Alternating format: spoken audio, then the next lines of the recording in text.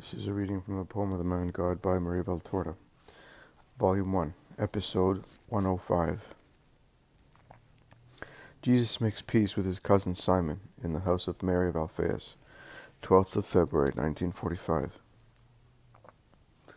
The sun is sinking in a bright red sunset that, like a fire about to go out, is becoming deeper and deeper until it becomes ruby violet, a beautiful, rare hue that, fading slowly, colors all the western sky until it shades into the dark cobalt blue sky, where the east is steadily advancing with its stars and its crescent moon, now beginning her second phase.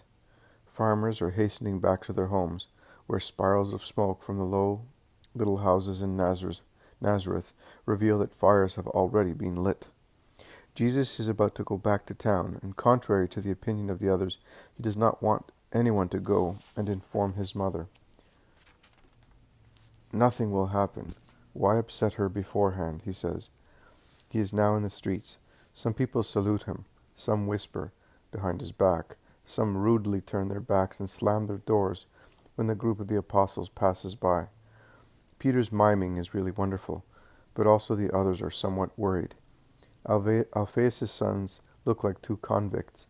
They are walking beside Jesus, their heads lowered, but they watch everything, and now and again they look at each other dismayed and concerned for Jesus.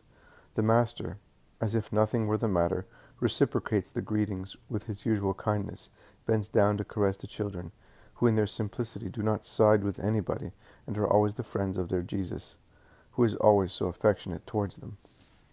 One of them, a fine, chubby child, 4 years old at most, leaves his mother's skirt, runs towards him, and stretches out his little arms, saying, "Take me!"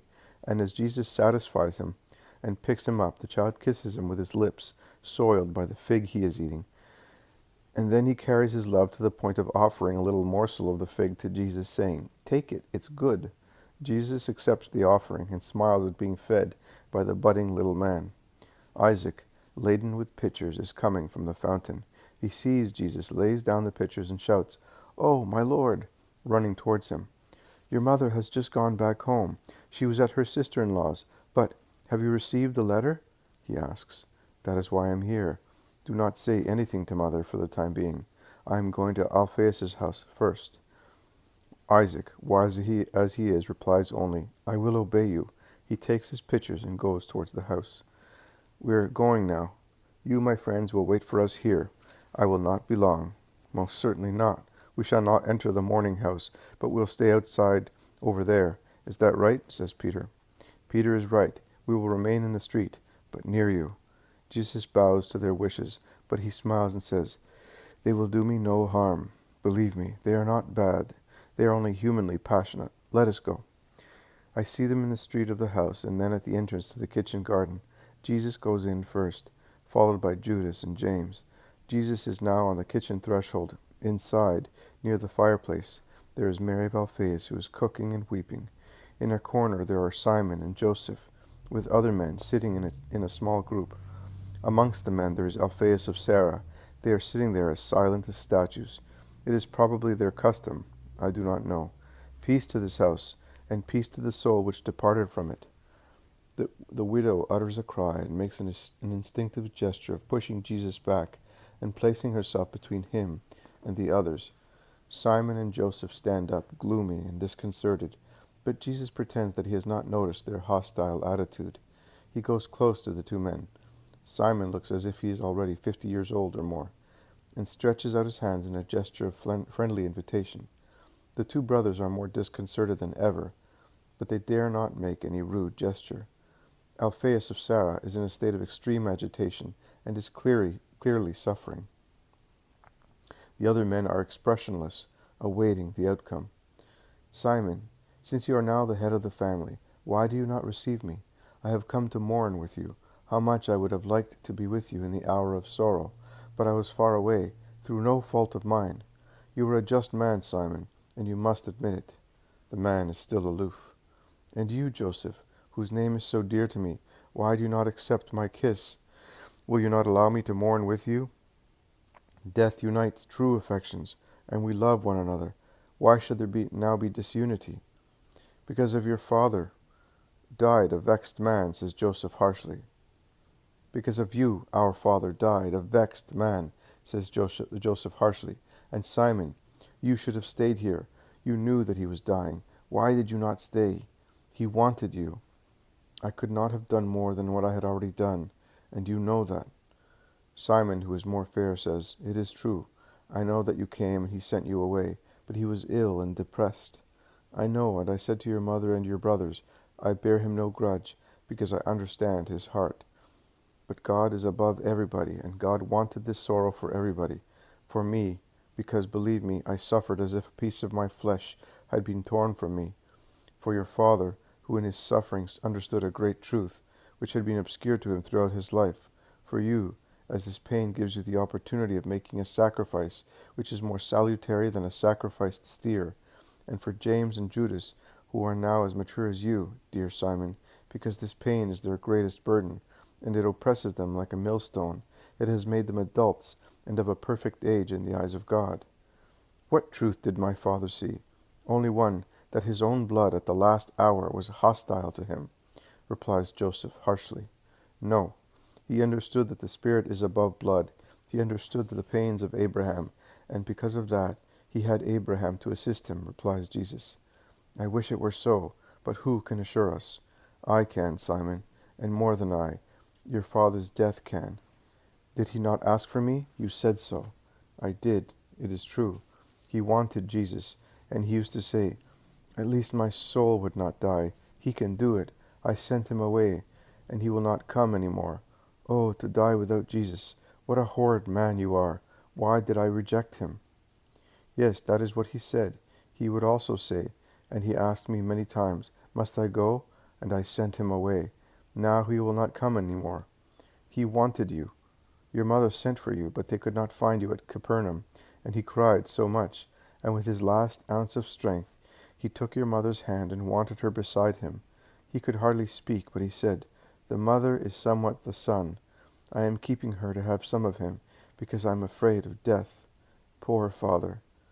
There is an Eastern scene with cries and gestures of sorrow, in which they all take part, also James and Judas, who have dared to go in. Jesus is the most quiet. He weeps only. Are you shedding tears? You loved him then? Asks Simon. Oh, Simon, why do you ask me? If I could have avoided it, do you think that I would have let him suffer? I am with the Father, but not above the Father. You cure dying people, but you did not cure him, remarks Joseph bitterly. He did not believe in me. That is true, Joseph, points out his brother Simon. He did not believe and did not renounce his ill feeling. There is nothing I can do when there is lack of faith and hatred. I therefore say to you, do not hate your brothers. Here they are. Their torture is not to be aggravated by your ill feeling. Your mother is torn to shreds more by this living hatred than by death that ends in itself, and in the case of your father, it ended in peace, because his desire to have me gained him God's forgiveness. I am not speaking of myself, neither am I asking anything for myself. I am in the world, but I am not of the world. What is alive in me compensates me for what the world denies me. I suffer with my humanity, but I raise my spirit above the earth, and I rejoice in celestial matters. But they do not violate the law of love and blood. Love one another. In James and Judas there is no offense against their blood, but even if there were, you must forgive. Look at things in the right way, and you will see that they are the most offended ones, as you do not understand the necessities of their souls, enraptured by God. And yet they have no grudge, but only a desire for love. Is that right, my cousins? Judas and James, who are clasped in their mother's arms, nod while weeping. Simon, you are the oldest. Set the example. I, as far as I am concerned. But the world, but you. Oh, the world, it forgets and changes at each daybreak. And I. Come, give me your brotherly kiss. I love you. You know I do. Divest yourself of those scales that make you hard and are not yours, but have been imposed by strangers, not as just as you are. Always judge with your upright heart. Simon, still somewhat reluctant, stretches out his arms. Jesus kisses him, and then leads him towards his brothers. They kiss one another, weeping and moaning. It is your turn now, Joseph. No, Do not insist. I remember my father's suffering. In actual fact, you are perpetuating it by your grudging attitude. It does not matter. I am faithful. Jesus does not insist. He addresses Simon. It is late in the evening, but if you do not mind, our hearts are burning with the desire to revere his remains. Where is Alphaeus? Where did you bury him?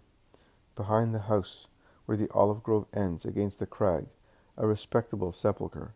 Please take me there. Mary, take heart. Your husband is jubilant, because he sees your children in your bosom. Stay here. I am going with Simon. Be in peace. Joseph. Joseph, I am saying to you what I said to your father. I bear you no grudge. I love you. When you want me, call me. I will come and mourn with you. Goodbye. And Jesus goes out with Simon. The apostles look at them inquisitively, but they see that they are in perfect harmony, and they are happy. Will you come too? Says Jesus. They are my disciples, Simon. They wish to revere your father too. Let us go. They walk through the olive grove, and it all ends. Jesus says, insert here the third and fourth visions given on 13th of February 1944. As you see, Simon, less obstinate, yielded to justice, if not completely, at least partially, with holy promptness. And after the meeting for Alphaeus' death, he did not become my disciple, never mind an apostle, as in your ignorance you called him about a year ago, but at least he was a non-hostile spectator. He was also the guardian of his mother and of mine, when they were to be escorted and defended from people's lampooning. But he was not so strong as to impose himself on those who called me insane, and was still so much a man as to be a little ashamed of me, and to worry about dangers to the whole family, because of my apostolate against sects. But he is already on the right way, on which way, after the sacrifice, he proceeded more and more steady, until he professed his faith in me with his blood. Grace at times operates instantaneously, at times slowly, but it always operates where there is a will to be just. Go in peace. Be in peace in your sorrows. The time preparatory to Easter is beginning, and you are to carry the cross for me. I bless you, Mary of Jesus. Cross.